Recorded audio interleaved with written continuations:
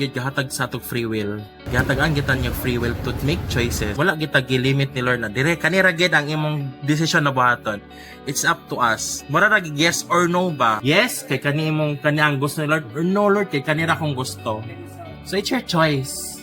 It made me kanang grateful na nakailata mo deeply. Simple lang, murag still ang living word ni Lord kay nag-resonate ani ba? Nagpakapapa siya din actually. Yes. Wala ta niya gikasab-an nga dapat kana. He also help us nga kana bitaw ma-discern ang atong mga action, ang atong mga choices. Unya, mo speak up gid siya, makarelate gid ta sa mga lesson nga murag makahilak ta. Nagitay choices nga kanang mo-aspire kita og kanang better version of ourselves ba. Better pod nga future. Depende sa imo kung unsang success, unsang happiness, but in order for you to attain that good, kanang it's always good to look good, to seek good kung asa gid ang tinuod nga source for that. Kani ba nga choice will this make me closer to Jesus? Yes. I know na malipay jugo, especially ang libro na basically based sa Bible. Book of Life pasabot, tanan learnings, tanan advice, nagitanan. So in short, devotional book na siya. Ikuan lang siya ka ng mas specify kay na mga questions every last story natin ipakuan.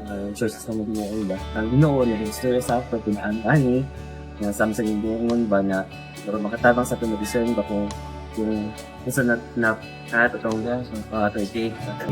Kaya ito, pagbasa lang yung sa concept first, sa title pa lang dahil nare-read mo sink in yung love. Ito mo, makaguide din siya sa yung mga itindi na lang sa mo, gisunod ba nito or... Like, tanan yun libro yun, like example ay nga ni, manggit ta kabalo kung kinsay makatabang, ay matabangan na ni na libro manggit. Example, karon na po, na unexpected yun na nako dire, pero sa tanan yun na chapter, no, ang iwit yun, murag nagpaigo yun.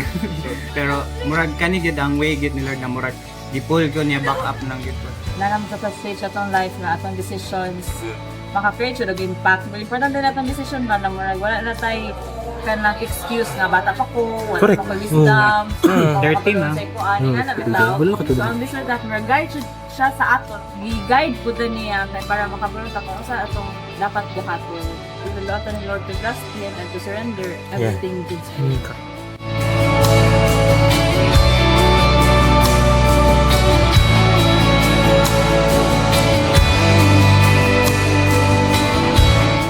Hoping na sa next book, mas ma-prosper, mas ma-deepen pa tong relationship. It's better today Than yesterday.